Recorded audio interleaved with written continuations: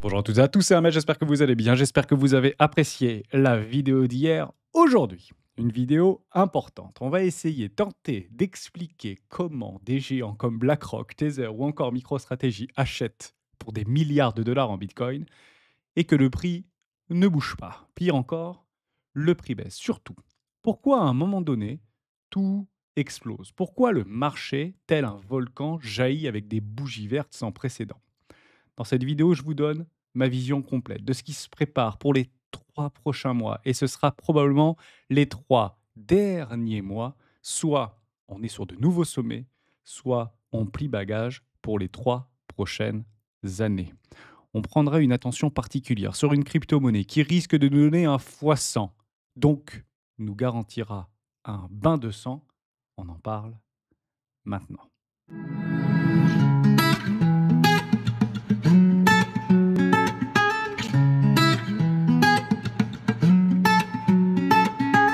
Avant de commencer, je vous invite toujours à rejoindre le Score des rois du marché. Vous trouverez le lien dans la description, notamment un bienvenue dans l'espace trading avec Géo. On a bien rigolé. Hier, 82 446 dollars pour aller jouer le gap CME. Et c'est assez étonnant puisque j'ai joué 82 446 dollars sur BitGet. C'est incroyable. Et effectivement, on a joué le gap. Il y avait encore un petit peu de place, mais le marché côté US était assez lourd. La pire journée nous attendit pour pouvoir acheter sur les marchés financiers. Et il y a eu des entrées massives et des inflows massifs sur des flux de liquidités assez impressionnants. Et le gap a été comblé un peu plus tard dans la journée. Donc pour une journée qui était censée être la pire de l'année pour pouvoir investir sur les marchés financiers, que ce soit cryptographique ou marché traditionnel, encore une fois, il semblerait que les flux donnent tort ici. Est-ce que c'est bon signe? Sans aucun doute. Est-ce que ça veut dire qu'on est sorti d'affaires? Très loin de là.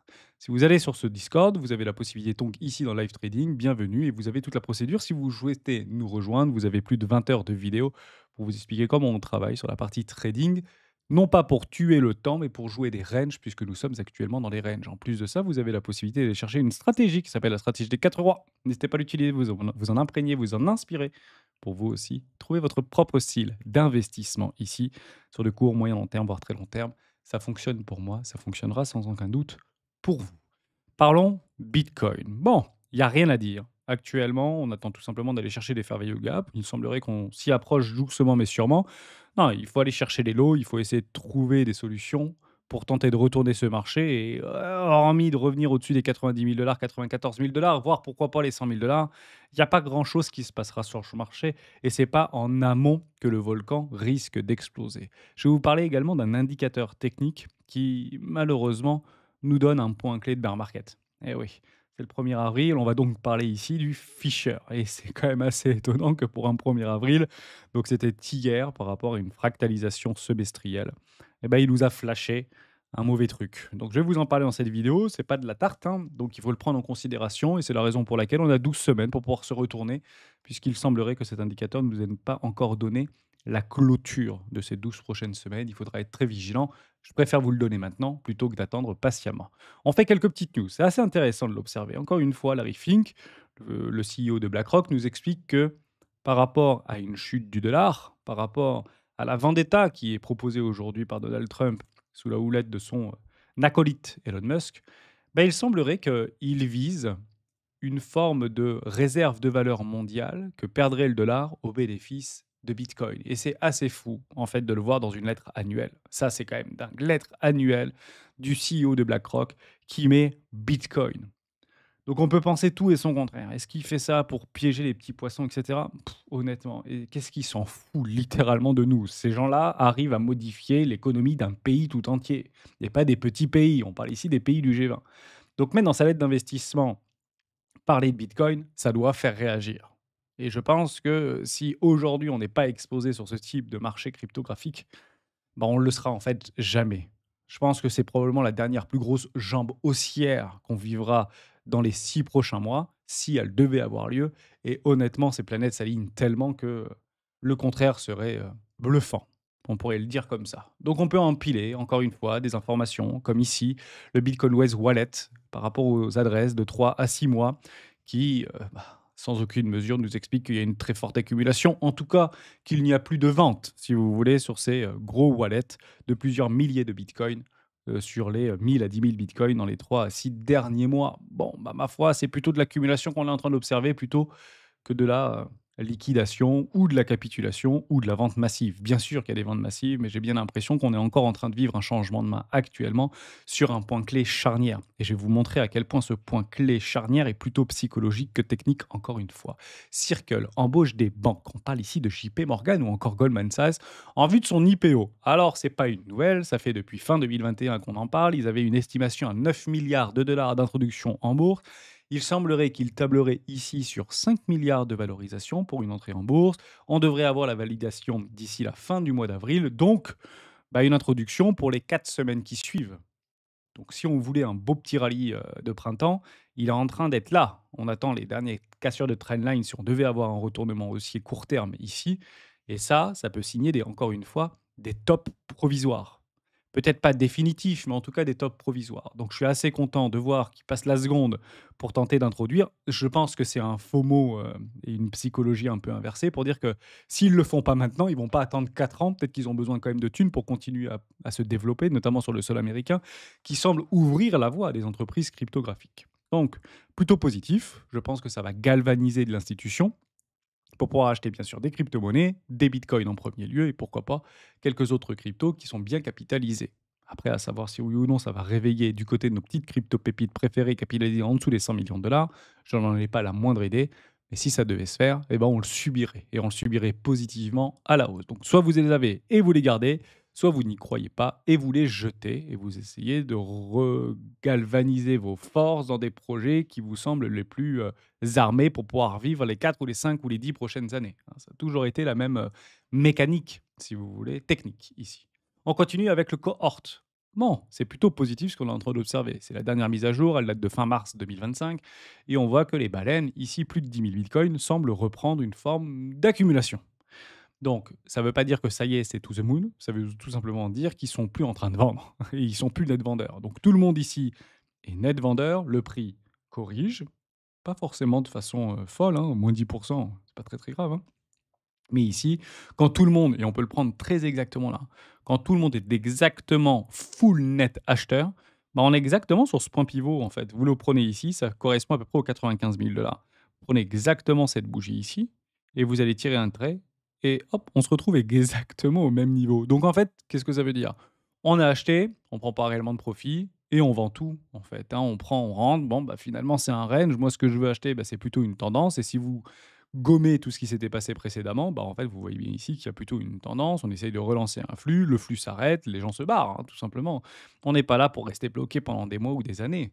C'est pas comme ça que fonctionnent aujourd'hui les algorithmes de trading ou les bots de trading algorithmés dans ces fonds institutionnels, bien évidemment, hein. Donc, on attendra tout simplement de retrouver un petit peu de bleu et il semblerait que ce bleu commence à revenir du côté des gros portefeuilles. Je vous fais exactement la même image d'il y a plusieurs mois, voire années en arrière, et plusieurs mois en arrière, peut-être pas années. C'était juin, très exactement juillet 2023. On peut revenir sur le graphique, ce qui s'était passé. Donc tout le monde était ici net vendeur, ou ici plutôt net vendeur. Les gros accumulaient, et on voit quoi? Le prix se dégradait. Donc on est bien dans des phases d'accumulation. Donc quand le prix se dégrade, on est bel et bien dans des phases d'accumulation sur des grosses waves et on vient de commencer cette phase d'accumulation. Et vous voyez bien que le prix continue à se dégrader, mais il ne se dégrade pas de façon franche et forte. Si on refait un point par rapport à ce 1er juillet, ici 2023, on était 2023 ou 2024? J'ai une petite 2023. On peut y retourner juste là. Donc c'était fin juin, tout début juillet 2023. On y retourne ensemble. Ici. Vous voyez, c'est très exactement là-dedans, là. Donc c'est peut-être ce qu'on peut attendre à très court terme, hein, cette nelle accumulation. Donc on est exactement dans la même situation. Vous voyez qu'on a fait des, même si on avait fait un tout petit peu plus haut ici, je vous avais fait une vidéo il y a à peu près une semaine et demie pour dire que on est exactement dans cette situation de marché. On est exactement là en réalité. Les catalyseurs sont plutôt bons. Il y a eu une belle annonce, oui, c'était l'annonce des dépôts de BlackRock pour un ETF au comptant Bitcoin ici. Et ce qui avait fait beaucoup réagir le marché, c'est que sur les 172 derniers dépôts de BlackRock pour un ETF, un seul a été refusé. Donc 99% de chances que ce soit validé, même si ce n'était pas forcément acquis à ce moment-là vis-à-vis de Gary Gensler, puisqu'il continuait sa vendetta. Voilà ce qui s'était très clairement placé. Mais on était parti chercher une toute petite pointe de liquidité. Donc n'ayons pas peur. Si on voit Bitcoin, elle est gratouiller les 76 342 dollars, puisque la semaine est critique. C'est pas forcément la semaine de tous les dangers, mais ça reste une semaine critique et on peut toujours aller chercher de la liquidité un tout petit peu plus bas pour aller, gratouiller cette trendline baissière et il faut les acheter, ces trendlines baissières. Donc une bonne approche stratégique pour pouvoir accumuler doucement mais sûrement tel des whales ou des rémoras collés sur le dos des whales. Hop, une petite position ici, une petite position ici, une petite position ici, pourquoi pas une petite position ici. Vous voyez que c'est plutôt, cohérent ce que je suis en train de vous montrer et c'est très, très exactement comme ça que les whales accumulent. Elles placent des ordres, d'en prendre des liquidités ici d'acheteurs en levier d'achat qui sont littéralement détruits, hein, et elles sont contreparties. C'est pour ça que vous avez des belles réactions haussières, tout simplement, sur ces fameuses trend lines. Donc, jouez-le comme ça. En tout cas, moi, c'est comme ça que je le joue.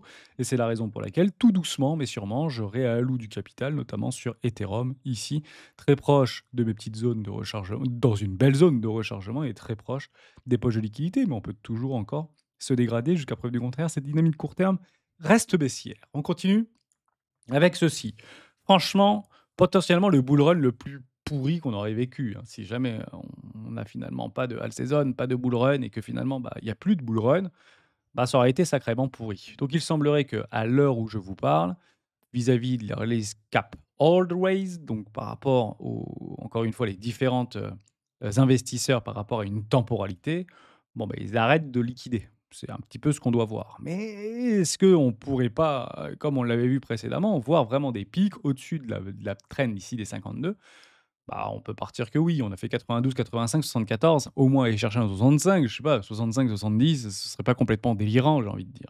Donc ce sera probablement la dernière jambe haussière. Oui, il faut le prendre comme ça, que ce soit sur Ethereum, que ce soit sur nos cryptos total, top 10 holder, etc. On a bien 2 flux, on attend donc le troisième flux. Le troisième flux est généralement le plus catalysé, donc là où ils englobent le plus de FOMO, et c'est ici qu'on fait en fait le plus de pognon, hein. C'est pas sur les premiers, les deuxièmes flux, c'est sur les troisièmes flux. Mais encore une fois, rien n'est garanti ici. Dernière petite chose que je voulais vous montrer, c'est celle-ci. Je voulais peut-être montrer juste avant, par rapport aux 3 à 6 mois splendides. Donc ici, on retrouve sur un point le plus bas, qu'on avait déjà observé lors du précédent cycle, sur une correction assez violente et assez vive. Donc les gros vendent plus, hein, ou en tout cas les investisseurs moyen terme ici ne vendent plus. Il n'y a plus de pression par rapport à cette partie-là. Donc on attend quoi? Bah, généralement, s'il y a plus de vendeurs, peut-être qu'il y a encore des acheteurs sur ce marché, en tout cas on l'espère, et c'est ça qui nous catalyse en fait des fortes hausses, tout simplement. Donc on l'attendra avec la plus grande impatience. Je vous montre ceci. Ceci est la crypto-monnaie, l'asset, la plus regardée aujourd'hui sur la planète que personne ne regarde. Je vous donne tout en mille. OBV croissant, divergence haussière en hebdomadaire. Ici, vous le voyez, ici ça baisse, ici ça monte. On quitte un enfoncement d'absurdité de survente, ici avec des breaks de trend. Formidable. Est-ce que, oui ou non, c'est le bon moment d'acheter ce truc? Posez-vous cette question maintenant. Je tire un trait, j'ai ma trend. On attendra quoi? On attendra quoi? Une break de trendline. Prenez cette trend ici et attendez le break de cette trendline. C'est déjà arrivé, on avait eu un faux breakout ici et on s'est littéralement fait déchirer. On retourne ici sur cette trend, on se fait déchirer. On retourne ici sur cette trend, est-ce que oui ou non on break cette trendline? À chaque fois, on avait les mêmes signaux. Ici, ça break, ici, ça break, ici, ça break, ici, ça break. On vient sur cette trend et on se fait déchirer. Est-ce que pour vous, oui ou non, on a fait ce travail-là avec les académiciens pas plus tard qu'hier, est-ce que ce truc est haussier ou baissier? On s'est fait une jolie petite frayeur, juste là. Si vous prenez cette trend, vous allez le prendre comme ça. Et c'était très exactement là, un fake out, un piège, un bear trap si vous voulez. On était parti chercher tout le monde et puis derrière, on réintègre, on travaille cette reine et on se fait littéralement déchirer. Tous les voyants ici étaient au vert. Un OBV croissant, retour des volumes acheteurs et derrière, on avait ici un break au niveau de mon R William. Est-ce que ici, vous achetez ça? Posez-vous cette question. J'efface tout et on le prend vraiment de la façon la plus honnête possible. Est-ce que ceci vous donne envie d'acheter? On achète ou on prend plutôt des trends pour essayer d'aller chercher de nouveaux plus bas? Faites une pause, réfléchissez. Est-ce que pour vous, ceci est un coin à acheter? Oui, non. Tendance de fond, weekly ici. Posez-vous cette question. Si vous voulez l'acheter, attendez vos signaux. C'est ça, en fait, qu'il faut se poser comme question. On attend un break de trendline, on attend potentiellement le pullback et on va chercher éventuellement des coefficients multiplicateurs sans précédent. Et vous l'avez compris ici, si on fait très exactement ça, Vous n'avez pas encore tout à fait vos signaux. On se retrouve sur une neutralité au niveau de notre RSI en hebdomadaire. Donc vous avez un point ici clé, les fameux points des 44 très exactement. Donc on attend quoi ici? Bah, plutôt une dégradation si on devait le jouer de façon fractalisée. Qu'est-ce que je suis en train de vous montrer? C'est extrêmement simple. C'est Bitcoin en logarithmique en échelle inversée. Donc si vous, ici, vous n'achetez pas ça, et que vous êtes plutôt dans un cas très baissier pour pouvoir le vendre et avoir une continuation baissière, à ce moment-là, achetez Bitcoin. Je vous le remets en échelle normale, je remets tout en échelle normale, et vous avez compris à quel point la psychologie inversée fonctionne, tout simplement. Donc je l'ai fait de façon très rapide, on l'a fait de façon un peu plus longue avec les académiciens hier, mais ça permet de gommer tous les stigmates, de gommer tous les biais psychologiques qu'on peut avoir sur une anticipation d'un marché potentiellement baissier. Ceci n'est pas baissier, ceci est profondément haussier. Voilà, j'espère que je vous ai aidé en vous expliquant ça et en vous montrant ça. Donc oui, on s'attend à une explosion haussière sur des trendlines non break ici. Maintenant, si on vient breaker des trends, à ce moment-là, on agira en fonction de ce que l'on voit et non pas en fonction de ce que l'on croit. Ça, c'était la première chose. La deuxième chose, on parle du Fisher, il faut parler du Fisher. C'est un signal extrêmement important qui ne s'est jamais, je dis bien jamais trompé. Il se trouve ici, vous avez le Fisher, vous avez le Trigger, et on va l'utiliser en 12 semaines. Pourquoi 12 semaines?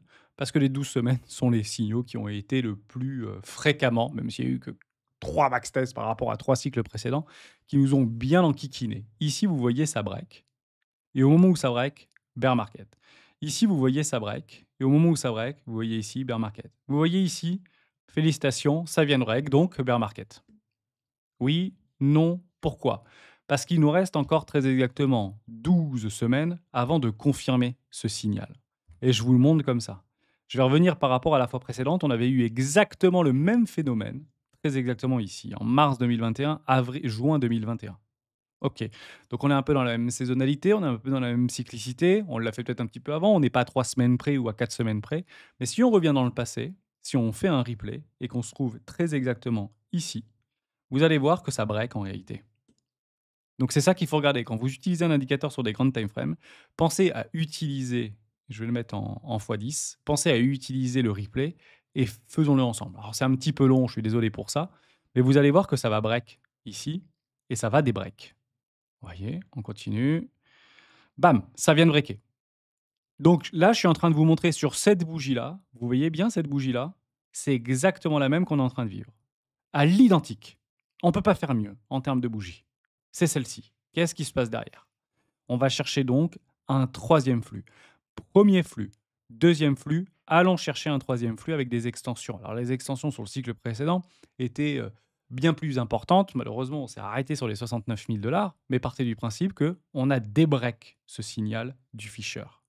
Donc on peut le prendre, on le débreak, on le débreak, on le débreak, on le débreak, et on arrive à le débreaker. Et je peux vous garantir, ici, j'y étais, je l'ai vécu, le monde était baissier. Le monde criait au dead can bond. Qu'est-ce qu'on fait derrière? Un nouveau plus haut. Donc on va aller le chercher. Et vous avez compris que bah, c'était le top. Et à quel moment on prend réellement le signal? Eh ben, on le prend de façon un petit peu compliquée. Ici, très exactement. Là, ça break. Donc, est-ce qu'on arrivera ou pas à le dégommer? On va le regarder ensemble. Donc, c'est un signal en retard, bien sûr. Il faut attendre la clôture de la bougie. Si on clôture sur des bougies, hein, on est ici sur du 12 semaines, ici très exactement. C'est terminé, fin de partie. OK. Est-ce qu'on aurait pu sortir? Ouais, on aurait pu sortir. Parce que là, on avait le signal du Fisher, le trigger, il était OK, et là, il faut se barrer. Qu'est-ce qui se passe derrière? Vous connaissez la musique, on se fait lyncher. Or, à ce moment-là, très précisément, le monde était boule. Si ici le monde était bear, le consensus était bear. Ici le monde était boule. Et il faut que le monde soit boule pour pouvoir casser des résistances. Il faut que des supports. Donc dans un marché haussier, on maintient des supports et on casse des résistances. Donc si on est suffisamment bear, à ce moment-là, on maintient les supports et on ira casser des résistances. Si le monde est boule, vous avez compris l'histoire. Donc on se refait exactement actuellement. J'annule mon replay, je vous le donne ici en 1000. On se remet exactement sur cette bougie-là et on va regarder. Alors, je vais le faire un tout petit peu moins vite, sinon on ne le verra pas bien. Je vais essayer de le faire en x5 et on regarde à quel moment ça break. Donc, c'est un petit peu long, mais au moins vous avez tout le truc. On va chercher les 108 000, les machins, c'est super. On prend la bougie, très exactement. Ici, bientôt, ça va arriver là. Ça vient de break. Et on se retrouve dans la même situation qu'ici. C'est assez fou de le dire, hein. Donc, à vous de choisir. Soit on confirme ce signal et on a très exactement besoin de 4 semaines à partir de maintenant parce qu'il vient d'être fil le 31 mars. Donc, c'est jusqu'au 23 juin. Le 23 juin, soit on a fait de nouveaux plus hauts, on a eu le temps de sortir pour ceux qui veulent sortir, pour ceux qui ne sont pas OK avec ce marché actuellement, qui essayent tout simplement de revenir à break-even pour pouvoir sauver les meubles. Mais partez du principe qu'après cette date-là, il sera très probablement, je ne vais pas dire impossible parce que rien n'est impossible sur les marchés financiers, mais grosso modo, c'est soit le marché se réveille dans les 3 prochains mois, soit franchement, on est très très mal. Parce qu'on n'attendra pas le mois de novembre ou le mois de décembre pour espérer un bull run hypothétique. C'est soit il se passe maintenant par rapport à toutes les planètes qui sont actuellement parfaitement alignées, et il y a un président Trump, qu'on aime ou qu'on n'aime pas, qui essaye de pousser au maximum aujourd'hui le narratif cryptographique pour, peu importe, vis-à-vis de ses électeurs ou non, qu'il y croit ou qu'il n'y croit pas, mais partez du principe que c'est maintenant qu'il va falloir lécher les chevaux. Donc je reviens par rapport à une thèse qu'on a tous partagée depuis des mois et des mois. Pourquoi, à un moment donné, et je ne parlerai pas de politique ou quoi que ce soit ici, pourquoi à un moment donné, le prix stagne et que d'un seul coup, tout explose? C'est très simple en réalité. On va partir sur des plus petits time frames, donc moins intéressant d'aller regarder les ficheurs sur des plus petits time frames, même si certains l'utilisent pour du scalping, vous faites un petit peu ce que vous voulez. On attendra donc ce petit breakout d'une trendline qui nous donnera un premier signal. C'est que principalement, notamment sur les échangeurs centralisés, les algos d'achat se déclenchent. Actuellement, il n'y a pas d'algo d'achat. Donc on arrive à choper des comblements de gap pour aller chercher en levier x50 ou x25 des petites poches de liquidité et franchement, tu as intérêt à très, très vite sortir parce que tu te fais tout de suite ramasser derrière. Les shorts se font littéralement liquider, le grand public FOMO littéralement et le prix doit monter pour trouver quoi? Des vendeurs. C'est très facile, dans des situations dégradées, de trouver des vendeurs et une contrepartie pour acheter. C'est la raison pour laquelle les institutions, les whales, achètent quand le prix se dégrade, avec des ordres parfaitement millimétrés, bien quadrillés et pas trop élevés. Il n'y a que Michael Saylor qui nous explique encore la semaine dernière qu'il a acheté pour 2 milliards de dollars de Bitcoin. Et ça se voit, c'était très exactement ici. Voilà ce que propose 2 milliards de dollars de Bitcoin. Ici, 2 milliards. Ça fait grosso modo monter le prix de 5%. Donc si vous prenez 10 milliards, bah, vous prenez à peu près le prix de 30%, ou 25%. Si vous prenez 50 milliards de dollars, bah, vous allez voir que ça va se déplacer de 50%, voire plus, puisqu'il n'y aura plus de vendeurs ici. Et vous comprenez bien que dans une forme de mécanique parfaitement huilée, si vous voulez accumuler de façon silencieuse, il faut avoir un prix dégradé, des algorithmes qui sont plutôt ici câblés vers de la vente. Et tous les algos, depuis cette cassure ici, sont câblés vers de la vente. On voit bien que le marché est très lourd, il a du mal à réagir, sauf qu'il y a eu l'annonce de Donald Trump. Et vous avez tout à fait compris ici comment on fait pour pouvoir déplacer un cours, comme ce qui s'était passé très exactement ici. En l'espace d'un instant, les algos se déclenchent non plus en vente, mais en achat. Les shorts se font littéralement liquider sur des postes de liquidité complètement logiques. Le grand public FOMO, on l'a vu par rapport aux cohortes juste précédents. C'était ici où tous les institutionnels, ou tout, enfin pas les institutionnels, mais les gros portefeuilles de 1 Bitcoin jusqu'à plus de 10 000 Bitcoins se sont mis en rang, bien alignés, pour acheter massivement. Net acheteur ici. Et le prix doit donc ici monter pour trouver des vendeurs. Le prix psychologique des 100 000 est plutôt un bon point pour essayer de trouver des vendeurs. C'est psychologique. On n'achète plus en réalité aux alentours des 100 000 dollars ou au-dessus des 100 000 dollars. Et c'était bien évidemment par rapport au sondage que nous avions fait il y a encore 3 mois en arrière, où je vous ai taquiné en disant vous êtes quand même des petits malins et des petits menteurs, parce que vous étiez près de 75% à nous expliquer, à me dire que pas plus de 100 000 dollars, je prends mes profits, je vends, etc. Donc on ne nous a pas laissé la possibilité, notamment sur nos cryptoactifs préférés, à prendre des profits. Je le comprends et je le conçois. Ouais, mais le bull run, tel qu'on l'attend, si vous pensez qu'il a déjà eu lieu, je pense très exactement le contraire. Donc c'est un effet domino. Et c'est la raison pour laquelle Bitcoin peut prendre plus 30, plus 50, même plus 100% en l'espace de 72 heures. C'est juste ça, en réalité. Et c'est très exactement le catalyseur d'une psychologie collective qui fera le reste. Et c'est la raison pour laquelle la majorité ou les nouvelles majorités achètent quand Bitcoin ou achèteront quand Bitcoin sera à 150 000 $, 300 000 $, 450 000 $.